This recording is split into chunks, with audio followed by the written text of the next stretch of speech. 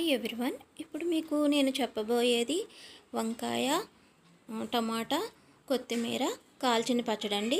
వంకాయల్ని కొత్తిమీరని కాల్చుకున్న తర్వాత ఇలా పోపు రెడీ చేసుకొని, చింతపండు రెడీ చేసుకొని, చక్కగా పోపుని చక్కగా వేయించుకొని, పండు పచ్చిమిర్చి అయితే ఇంకా చాలా బాగుంటాయండి. అందుకని నేను కూడా కొన్ని పండు పచ్చిమిర్చిలు వేసాను అందులోను.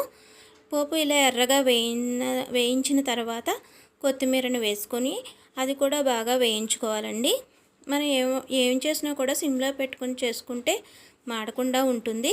తర్వాత ఒక మిక్సీ జార్ తీసుకొని మనం శుభ్రం చేసి పెట్టుకున్న వంకాయల్ని, టమాటోల్ని కాల్చుకున్నవి, వాటికి నెయ్యి రాసి కాల్చుకోవాలండి. టమాటోల్ని అవన్నీ కూడా మిక్సీ జార్లో వేసుకొని చక్కగాను టమాటోలను అయితే ఇలాగ మెదుపుకొని వేసుకోవాలి. లేకపోతే మిక్సీ పట్టినప్పుడు ఇబ్బంది పడతాము. అలాగే చింతపండు, సాల్టు, పసుపు అన్నీ వేసుకోవాలండి. అన్నీ వేసుకున్న తర్వాత కాస్త వెల్లుల్లిపాయలు పచ్చివే వేసుకొని పోపు మనం వేయించుకున్నదంతా మిక్సీ జార్లో వేసుకొని చక్కగా మిక్సీ పట్టుకోవాలండి. చాలా టేస్టీగా ఉంటుంది. నెయ్యి వేసుకుని తింటే ఇంకా బాగుంటుంది.